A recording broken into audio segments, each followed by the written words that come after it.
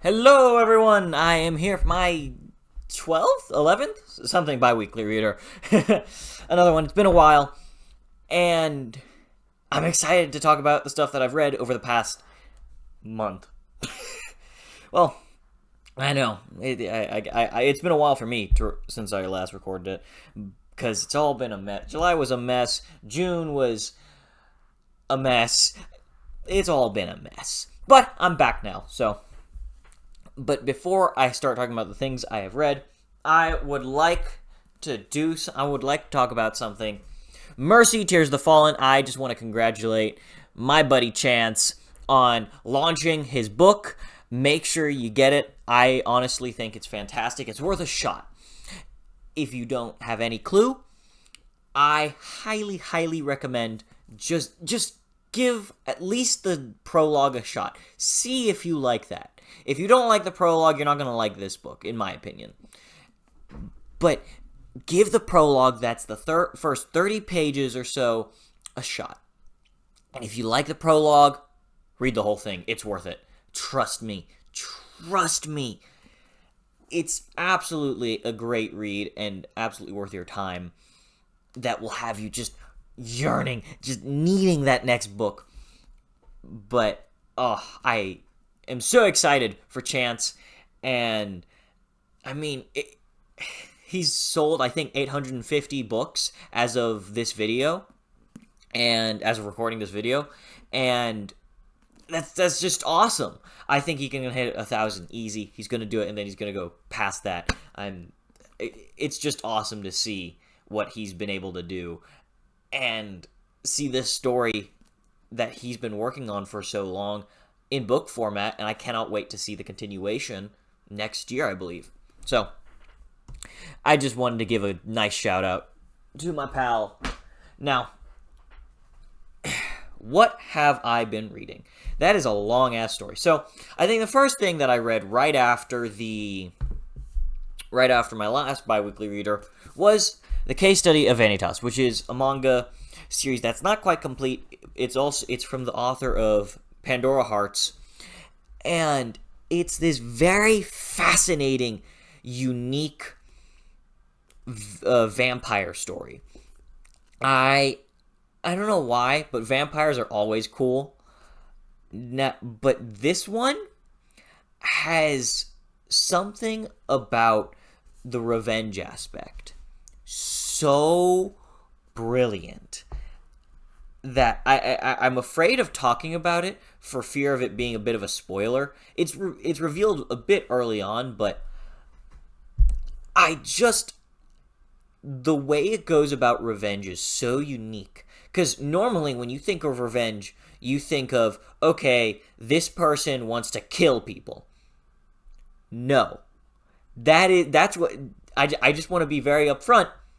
The goal of the character is not to kill people as vengeance. That's all I'll say. But isn't that so cool? I love that. And throughout the series, we're just constantly we're fighting the main character. I love that. His name is Vanitas, of course. He's the title character. And I love that so much because we're trying to understand him. We're trying to learn more about him. But his character is so well crafted against that. His entire personality is closed off. And he is just keeping every little fucking secret that he possibly can and just hoarding all of them. And it's so good because it works with his character. It works with the things we know about him. And the things that we don't know about him are so much more fascinating. It feels like we understand his motivations, and yet we don't understand his motivations. Like, it gives you enough to work off of and to love this character, but it does not give you so much that you're not yearning for more, that you're not asking all these different questions. I love it when a series can make me ask a ton of different questions, and Vanitas, that's not the right side of the cover, is absolutely brilliant. So that was the first thing that I read right after my last Biweekly Reader. And what I went on to read right after that was Berserk! So I reread most of Berserk. I reread Golden Age and Conviction Arc. And then I got a little bit of the way into into Millennium Falcon, which is the third major arc, fourth arc in total of Berserk. So it starts with Black Swordsman, goes to Golden Age, then Conviction, and then it goes into Millennium Falcon. Because I've never actually reread Millennium Falcon. I don't know why. I think it's just my least favorite arc, if I'm being honest. So I got up to Deluxe Volume 9, gave myself a break, and said, okay, I'll come back to this later, and finish my reread eventually. Because I still think Millennium Falcon's my least favorite, which is really weird, because it has some great moments, but I think the best moments are in Conviction Arc, Golden Age, and the arc that's right after this one. I don't know if saying its name is a spoiler, because it's probably the only spoilery arc name that is out there for Berserk, which is weird. Anyways, I reread most of Berserk. Absolutely loved it. I do think that I don't love certain aspects of it as much as I used to, which is kind of sad, but that's how it is, you know. I still think it is a brilliant, beautiful story with a lot of flaws, of course, but Berserk is one of those stories that it's like, if you can look past its flaws, it is truly brilliant. And so that's about all I got to say for Berserk, because I don't have too much to say about Berserk. Really. I love Berserk, but without spoilers, it's really hard to talk about for me. And what else I finished was 2 Wars of Light and Shadow books. My goal was actually to finish all of them, but man, Wars of Light and Shadow books really take it out of you. They have so much, they're so dense, that if you don't take your time with them, you're doing them a disservice. And I thought I could get more done, but I was also in a kind of reading slump. I'll get to why in a minute, because something else took over the TBR. Oh my god, you will see. So, these Wars of Light and Shadow books were just some of the best Wars of Light and Shadow has to offer. Book 8 was fantastic, some brilliant moments. I have no idea why, but it took me about a whole 2 months to read through this. But it was fantastic all the same. I loved it. The beginning was fantastic. The ending was fantastic. The middle was fantastic. And it all just left us at a point where it was so satisfying. We were happy with what had happened and content with where the story had been. And it was looking up. And then we go to Initiate's Trial. And while Book 8 was fantastic, Initiate's Trial does something I have never seen. It is bold. It takes such an ambitious start. Within, I think, the first few chapters, you learn very quickly something about what's going on. And I'm not even gonna touch on what's going on, because if I spoil that, it's insane.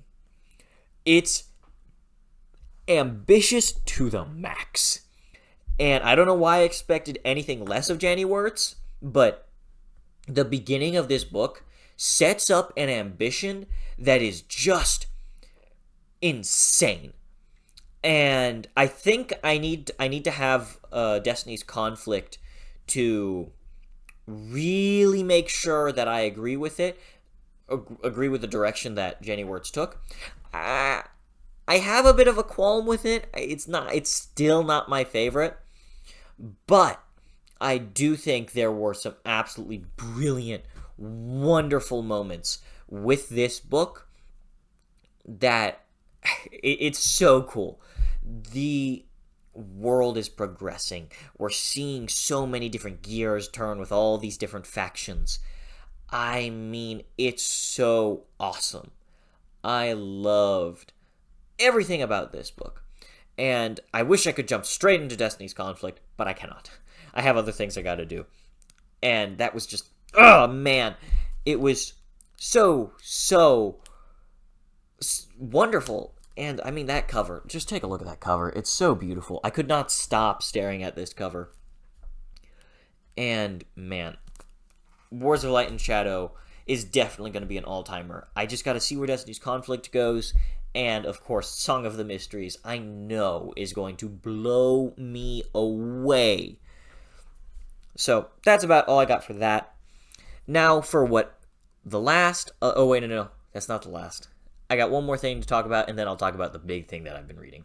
So, Vinland Saga. I've started reading Vinland Saga, so I got my first deluxe edition. I don't care too much for the first arc. Oh, yes, people are going to hammer me for that one. But I've actually never read Vinland Saga, so I started collecting by the first full deluxe volume with the Farmland Saga. And, man, it's just as brilliant as I remember it being. And, like, I think that by the time I finish Vinland Saga, it'll probably overtake Berserk for me. It may be my favorite manga series. I don't know if it'll overtake Pandora Hearts, but we shall see. That's because the thing is, overtaking Pandora Hearts is a huge task for me. I love that manga series, and I think that's definitely my favorite manga series at this point. Used to be Berserk, easy, but I think at this point Pandora Hearts is my favorite manga series, though Vinland Saga has absolutely a shot with the way the anime has affected me, and the way the manga is just brilliant, truly brilliant. And I love this series to bits. So, yeah. Beyond Vinland Saga, because the thing is, if I talk about Vinland Saga too much, there's going to be spoilers, and I'm going to talk about all the genuinely brilliant character moments, because that's really what Vinland Saga is about. It's about all these wonderful character moments of looking past the pain, looking past the hatred and the violence and the rage that builds in us. It's so beautiful. Vinland Saga is something truly special, and I cannot wait. The reason why I ordered this, by the way, was because Vinland Saga ended, I think, a week ago. And it's just insane to think about. It's been going for 20 years, by the way. I had no idea it was going for that long. I thought it was going for a lot less time than that. I don't know why. But 20 years, and now it's finally done. And, of course, the art is beautiful. I mean, all the big three Seinen manga just have insane art quality. It's not even funny. But now for the big thing. I've been reading The Wandering Inn. So I think last time I left you guys off, I was on book 8, I think. I think that's a fair assumption. I was on book 8 of The Wandering Inn. I am now where book 18 would be. So, yeah, because I caught up to the books, so I finished book 15, then I started reading the volume on because it's a web novel, so the chapters released on this website, and they're free. So I kept reading, and I got down to where I believe book 18 starts. It's crazy. Man, it's crazy. Really, really crazy. But, holy shit, The Wandering Inn is so good. And I know a lot of people will say, oh, but it's so long. There's no escaping that. The length of The Wandering Inn is needed. If you read The Wandering Inn and you think, it's probably going to be bloated, you're wrong. Because all those slice of life moments, and it has so many slice of life moments. If you don't dig slice of life moments, I honestly think do not read The Wandering Inn. But if you dig slice of life moments and epic fantasy, like all that stuff mixed together in one giant, huge stewing pot, go read it. I'm so serious. Go read it. Because the reason this length is so important to the overall story is it shows these small acts of kindness and how they come back eventually. And if you did this in a shorter story, if you did this in something like the length of, I don't know, I don't want to say Wars of Light and Shadow, but let's say, I don't know. It's really tough. Like, if you did this in a trilogy, it would not have worked. If you did this in about 7 or 8 books, it still wouldn't have worked. Because here's the thing. You need this series to be sprawling. Because as these characters go through life and develop, things that they did, what's it called? Like 100 chapters ago, are going to come back and somebody's going to be, I remember what you did for me, and thank you for it. Now I'm paying you back. It's that sort of, it's the long game. It's like One Piece. And yeah, that's why it's up my alley. It plays that long game of, it'll set something up in book 1. It'll set something up then that's not going to come into payoff for another 20, 30 books. Or it'll set something up in volume 1 that's not going to happen until volume 7, per se. And I think that's brilliant because what it does is it sets up this excitement. It makes you so excited and ready for what's coming that you just get beyond excited when it does come around and you're like, it's time. This is the consequence of your actions, be it good or bad. It is here now. Have fun. And it's beautiful. I truly love it. It's just, the length is needed. I'm telling you, read The Wandering and give it a shot. Read volume 1. If you like it or if you're mediocre on it, read book 2. You like book 2? Great. Just don't stop. There's no reason to stop, ever. Now, if you read book 1 and you're like, I don't like this, then don't even give it a shot. You probably won't like any of it. That's my belief. And that's all I got to say on The Wandering Inn, because, man, but before, some of the world building there is just so good. If I had any critique, it was that it has the leveling system. I truly believe, and it is the most unique leveling system I've ever seen, believe me. But it still does not mean I like it. I do not like leveling systems. I think that lit RPG-esque like levels and skills giving to people, I still think that just isn't good. It's boring. Almost, it's still not fascinating. I don't know. It's my least favorite part. I think, I don't know, you could have done something better. I'm sure. Because it just feels so generic at times. It is not generic. It is done in a very unique way. Believe me, it is. It doesn't take away from the fact that when I look at it, it's levels. See my point? Oh well. I'm gonna move past that and on to what books will I be reading. So, well, actually, what book am I reading? I am currently reading Perils of the Past by Kane Williams. I had to get a copy because I thought it was such a beautiful cover, and thank you, Kane Williams, for giving me an e-arc, or not, yeah, he did give me an e-arc, and I should be finishing it by the end of the month, and then I'll probably have a review out at some point over, definitely on Goodreads, sometime over the next month on the channel. Because I think it'll be very fascinating to talk about this indie book. I also just want to talk about indie books. I think it's always fascinating to give indie books their own reviews and really dive into them. So, this is a fantastic book, by the way. very unique, with the world building being very fascinating, and the way that these four different factions, or not factions, four different nations are pushing and pulling on each other is very, very interesting.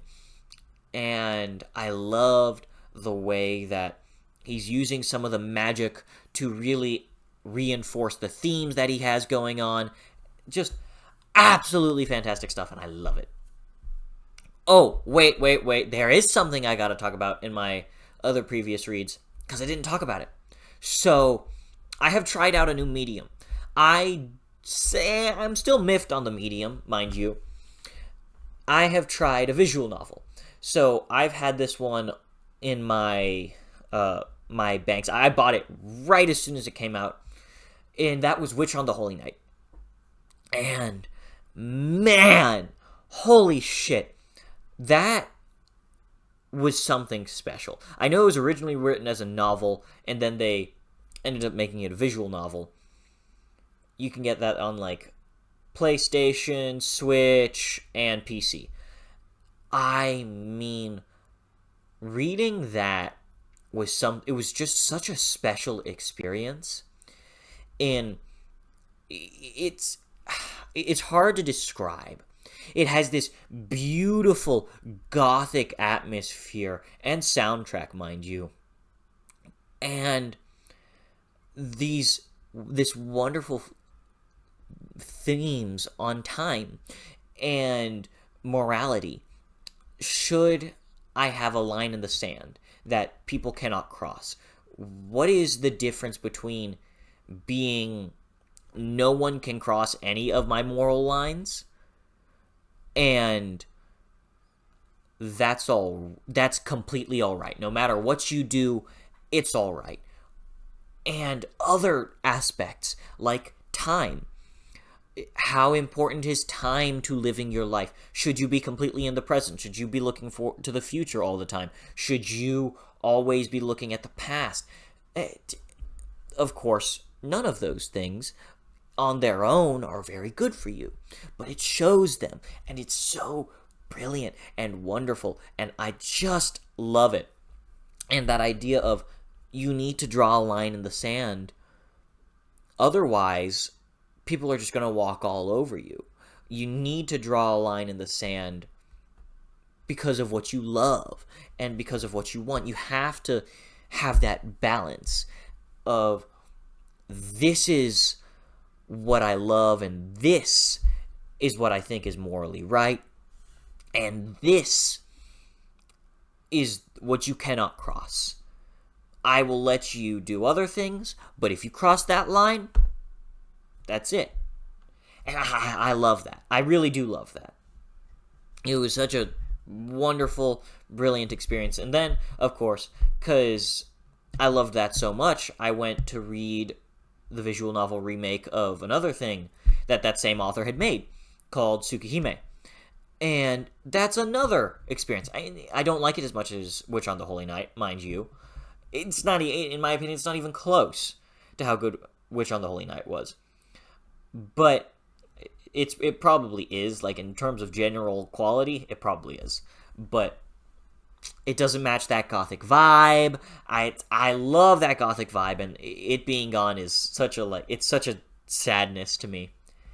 I remember when I finished Tsukihime, or sorry, not Tsukihime, Witch on the Holy Night, I was just, like, walking around so sad that I had no more of this trio to, which I should say, the trio's names are Aoko, Alice, and Suzuki, I think.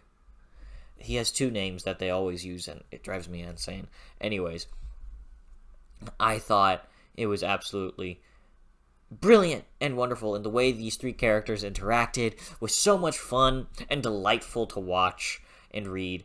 Yeah, man, it was such a great experience. And then Tsukihime comes in with some absolutely wonderful themes of taboo. What is taboo? What do we define as absolutely not, this is something that is completely wrong? And where is that line? It's disturbing, mind you. So if you ever want to read that, it's disturbing as all hell. But it straddles that line. What about this is taboo? What is wrong? What is right? It really wants you to answer that question, but it straddles the line in order to ask you, what kinds of actions are wrong? What are right? Are they just animalistic? Are humans inherently animalistic? Or are we humans because we've been able to ascend past our animalistic instincts? It asks these fascinating questions and shows you just the descent and the rise of a human being.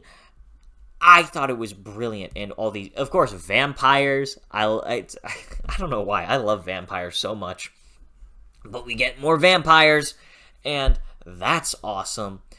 Though I think if I had any real criticism of it, it would be that I cannot express how much I hate it. I get it, I do, but the idea of one route being your main character falls in love with this girl, and then the next route you fall in love with a different girl, drove me nuts.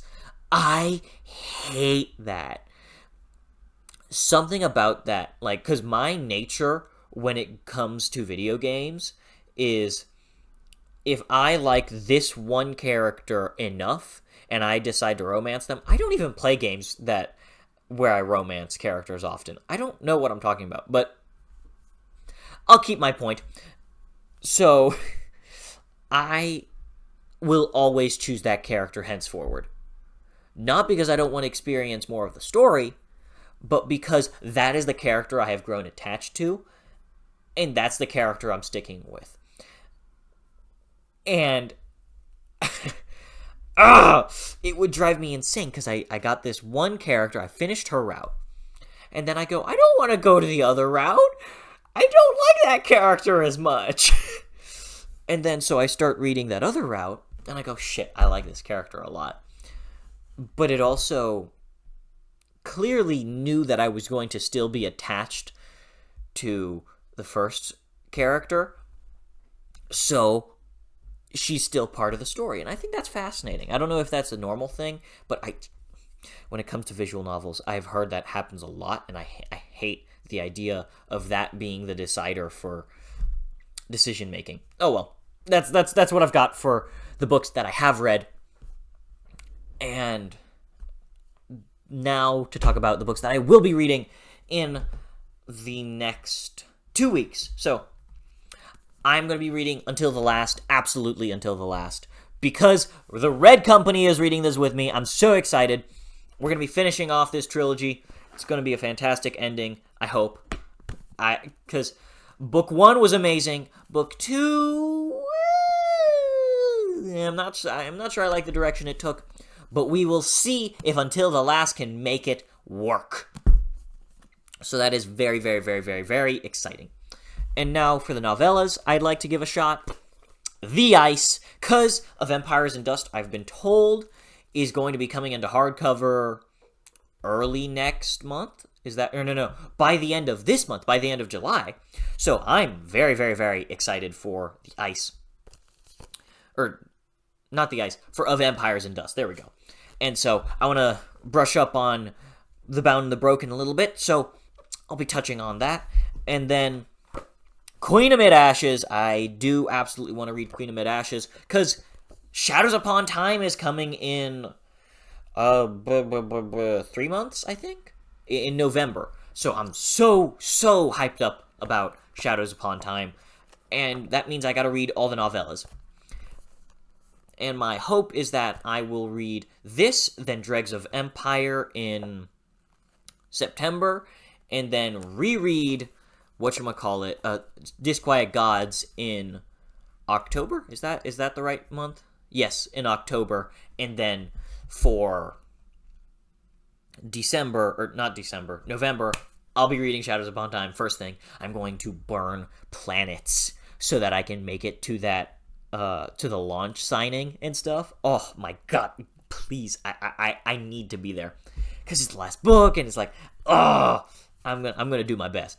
Now, for the other book that I absolutely will be reading, or maybe not absolutely will be reading, but I do want to give it a shot, Isles of the Emberdark. So, I got this alongside my Words of Radiance leatherbounds, and man, oh man, oh man, I am so excited for Isles of the Emberdark, because I've heard so many great things from the people who've already read it, which is insane to me, but, oh, I'm so excited, because I've heard this is, like, it's maybe not on the level of Yumi and Tress, but, like, it's closer than the other two secret projects, which makes me very excited, because Yumi and Tress were, like, oh my god, they are the best secret projects. They're some of the best stuff Sanderson's done, in my opinion.